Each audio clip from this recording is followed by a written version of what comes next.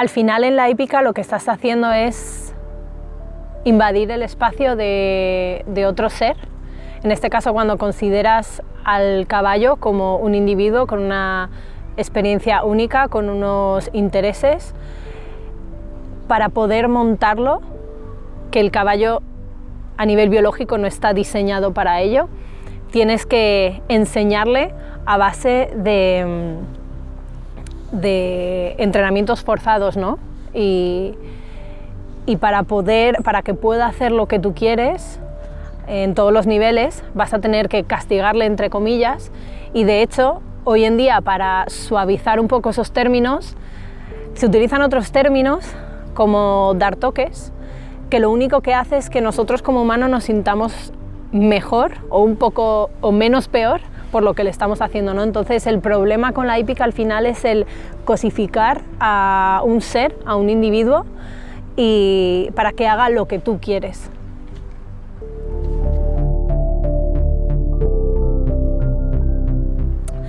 Vale, para domar un caballo todo depende, ¿vale?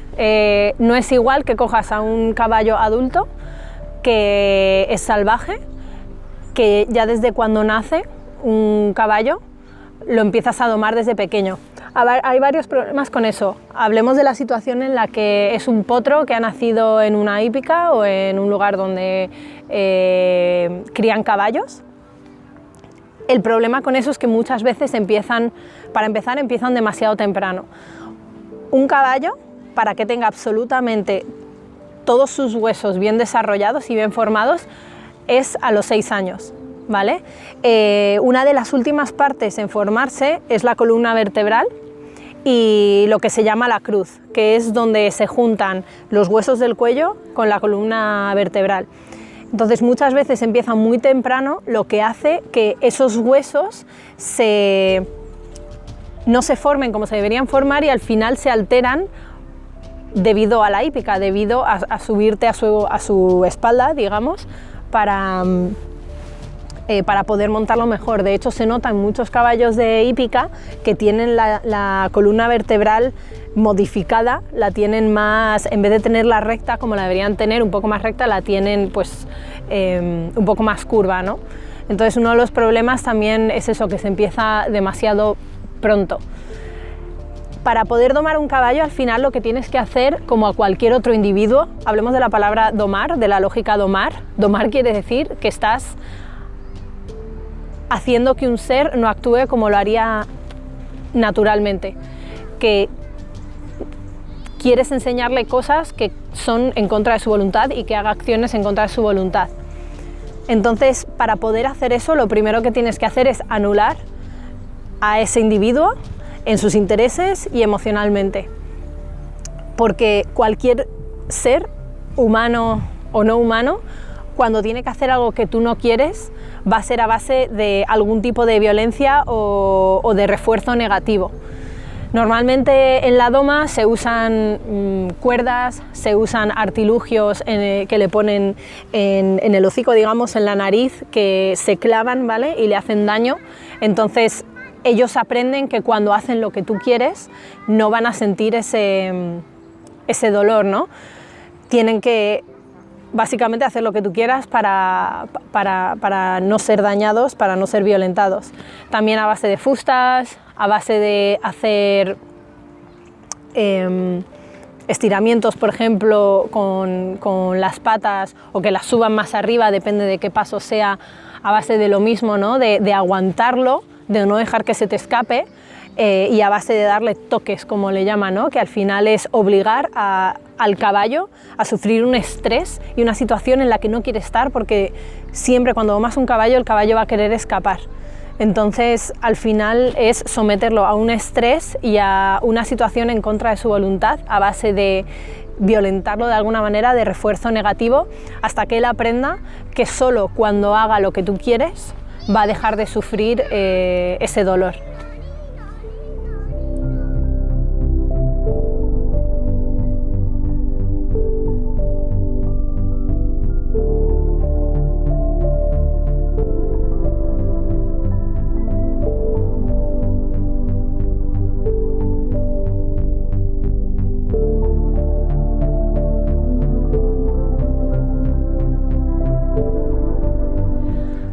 como con cualquier otro ser, por ejemplo los perros, ha habido una evolución selectiva, ¿no?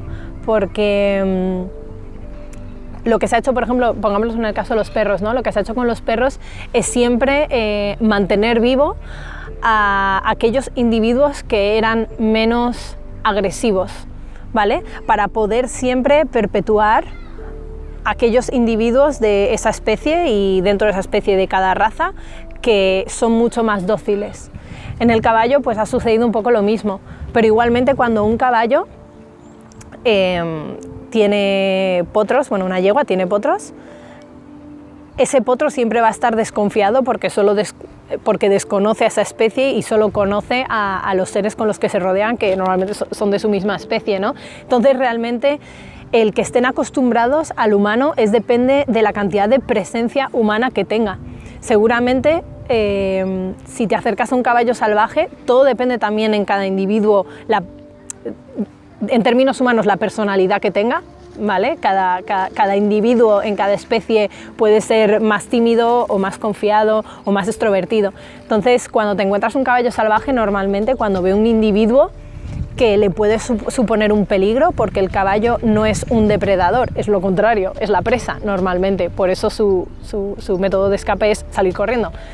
Entonces cuando vas a un caballo que es salvaje normalmente no se deja que se le acerquen porque puede suponer un peligro porque no conoce tu presencia. Entonces quizás en un lineaje de caballos que todos han nacido en un lugar de cría o en una hípica donde van a estar siempre bajo la presencia del humano y van a aprender, depende del lugar que sea, si es un santuario van a aprender que ellos tienen la libertad y que no les van a obligar a hacer nada. Pero si es en una hípica, a base de refuerzo negativo, van a aprender que si no haces lo que yo quiero, vas a tener un castigo. Entonces, siempre vas a acabar anulando la individualidad de ese ser y se acostumbrará a ti. Entonces, no es que realmente estén acostumbrados a nosotros, es que les hemos obligado a que se acostumbren a nosotros y a nuestra voluntad. Entonces en eso discrepo, no creo que se hayan acostumbrado a nosotros o que sirvan para ello, sino que cuando ya nacen, desde pequeños, les acostumbramos a ello.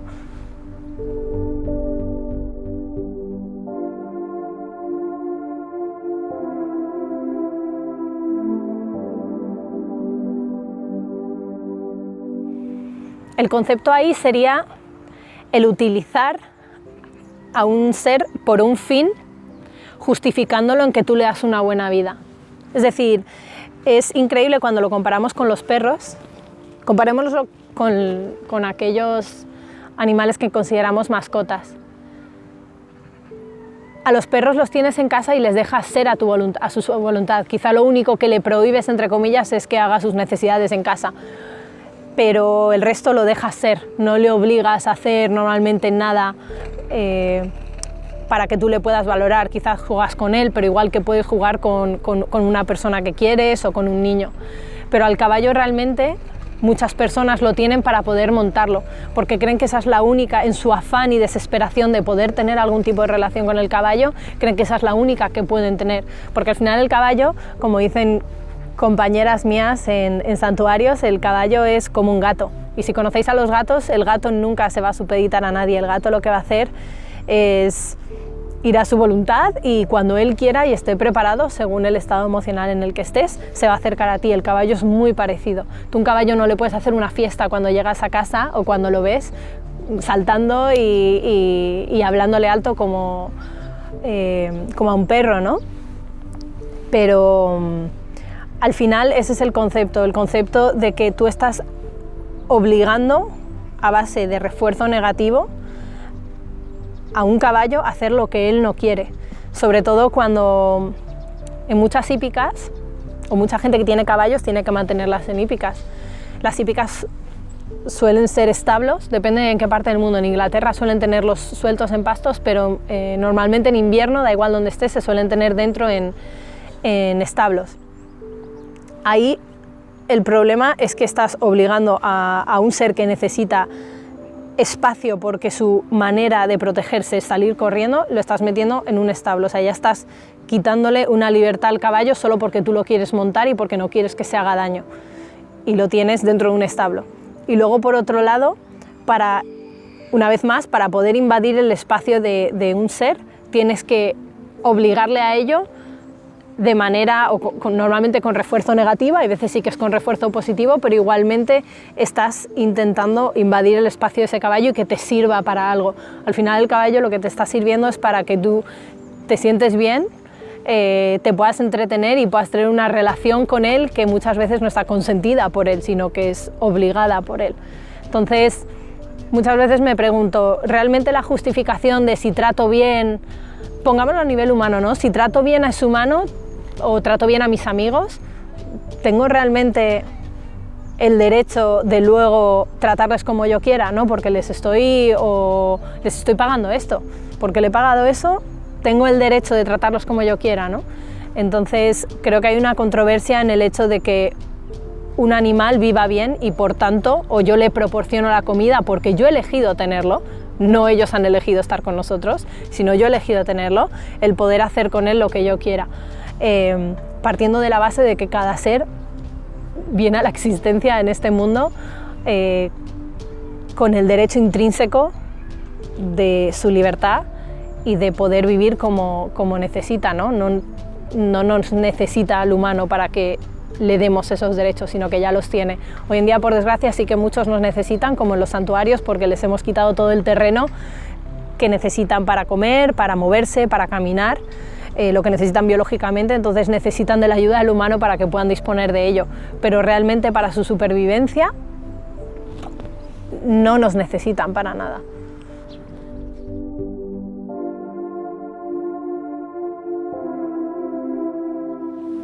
Tengo dos tipos de experiencia, bueno, quizás más de dos tipos, pero dos principalmente, montándolos en la hípica y luego en santuarios desde la libertad. Desde pequeña siempre me han gustado los animales y, por supuesto, como me gustaban mucho los caballos, la única opción disponible socialmente aceptada y normalizada era la hípica, ¿no? Para poder tener algún tipo de relación con un caballo, sobre todo si no tenías un caballo tuyo propio, era la única manera de poder tener una experiencia con ellos. Entonces, desde pequeña monté desde los 7 años hasta los 14 más o menos, porque lo cambié por otro deporte. Bueno, me gustaría no llamarle deporte, pero en ese entonces yo pensaba que era otro deporte. Y desde pequeña te enseñan las directrices que necesitas utilizar y que les han enseñado a ellos para que hagan exactamente eso, lo que está a tu voluntad, ¿no? Mi experiencia más reciente fue hace 2 años, ya era vegana, había empezado ya a ser vegana. Y no sé por qué dije, hace un montón que no monto a caballo, quiero montar, ¿no? Yo creo que el veganismo también tiene un proceso de entendimiento de cada situación, ¿no? Entonces recuerdo estar en Cádiz, que era un sitio donde montaba los veranos, y dije, quiero volver a tener una experiencia con caballo, tal. Entonces fuimos a montar y recuerdo que era un día de muchísimo calor, eran las 6 de la tarde, y esos caballos no querían salir de ahí. O sea, si me paraba a sentarme y a observarlos, esos caballos estaban en total depresión por el poco espacio que tenían, un lugar seco, el saber que la única opción que tienes para poder salir de ahí es si alguien te monta, si alguien te dice lo que tienes que hacer, en un momento que quizá ni siquiera te apetece porque hacía un calor terrible. Y cuando me monté en ese caballo y empecé a hacer un rato de equitación, digámoslo así, es que ese caballo no quería moverse y yo tenía que apretarle con las piernas y no quería, porque ya tenía el veganismo dentro y empezaban a hacerme conexiones, ¿no?, en la cabeza, todos esos conceptos de esto no está bien, aquí hay algo que no cuadra, ¿no? Entonces esa fue la última vez que me subí encima de un caballo y la verdad que lo pasé muy mal porque no me podía perdonar que no me hubiera dado cuenta de ello, ¿no? Y después tuve la suerte de topar con uno de los santuarios donde hago voluntariado cuando puedo, y topar con unas personas que saben muchísimo y que se centran mucho en la etología equina, y pude realmente aprender lo que es el caballo como individuo y lo que es el tener una relación con el caballo desde la libertad, si él quiere. Y esto funciona igual con los humanos. Al final, el tener una relación con una persona, sea de amistad o sea romántica, al final es de la libertad de ambos, ¿no? Y del consentimiento de ambos. El hecho de lo que es tocar a un caballo. Un caballo normalmente no se deja tocar porque sí, porque estás invadiendo su espacio. De hecho, entre ellos se tocan solo entre amigos muy cercanos o familiares, sea madre o hermanos, ¿no? Y muchas veces ni se toca. No necesitan tocarse para sentirse arropados o protegidos o en su círculo de seguridad, sino que tienen que estar cercanos. A veces se separan por, no sé, medio metro. Entonces, ahí es cuando han sido las dos situaciones que he vivido principalmente, que son totalmente opuestas, y en la que una era desde la obligación y desde anular a ese individuo, y la otra es desde observarlos y tenerlos como y saber que tienen una experiencia única y dejarles la posibilidad de que si ellos no se quieren acercar a mí o no quieren estar un rato conmigo, tienen esa posibilidad y no les voy a obligar.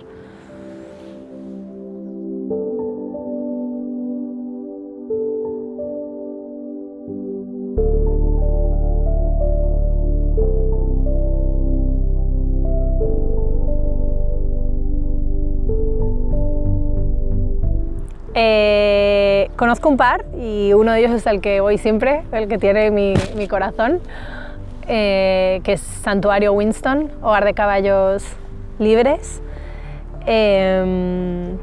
Está en Ávila y cualquier persona puede ir, solo hay que ponerse en contacto con sus cuidadores o sus protectores.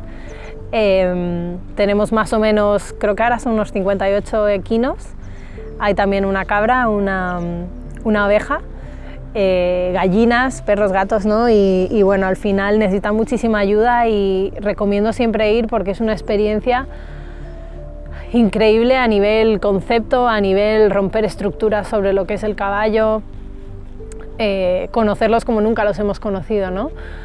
Y bueno, es la verdad que si alguien quiere ir, necesita muchísima ayuda, sobre todo de larga estancia, y se puede encontrar tanto en Facebook como en Instagram. Y luego también está Madrid Help Horse, que es otro lugar donde también ayudan a caballos que han sido principalmente abandonados, maltratados, denigrados básicamente, ¿no? Que es para lo que sirven estos santuarios. Y me gustaría puntualizar que estos santuarios no son lugares donde se recogen aquellos caballos que las personas que los han utilizado los quieren jubilar, porque normalmente es lo que sucede. Cuando los caballos ya no nos sirven para el fin por el que los tenemos, que normalmente es algún tipo de utilidad, ya sea el entretenimiento, ya sea el que queremos de manera desesperada tener una relación con ellos a través de la hípica o a través de la acción que sea. Normalmente estos caballos se jubilan en veterinarios, donde le van a hacer todo tipo de pruebas, van a ser, entre comillas, que está mal también, conejillos de indias para muchos veterinarios, y si no, la gente los quiere dejar en estos lugares, y eso no es responsabilidad de los santuarios. Los santuarios, por desgracia, existen porque aún hay animales que son maltratados o que no pueden sobrevivir por sí mismos porque les quitan las tierras que necesitan, que nosotros nos hemos adueñado los humanos. Entonces no son lugares para jubilar a estos seres. Si una persona decide de manera consciente tener esa compañía, ojalá no sea para montarlo o para utilizarlo, pero si decide tenerlo, es un compromiso hasta que ese caballo no esté entre nosotros. Es como un perro. No voy a tener un perro y luego se lo voy a dar a otra persona porque voy a tener un hijo. Eso también me parece bastante mal, ¿no? Al final, si tienes ese compromiso porque tú has querido, porque tú lo has elegido, yo creo que es un compromiso de vivir en conjunto, de tener una relación con ese ser, el ser de la especie que sea, y y los santuarios no están para recoger a esos animales una vez que ya no los queremos más, sino para los que realmente han sido maltratados y abandonados, y le damos una segunda oportunidad para que sean libres.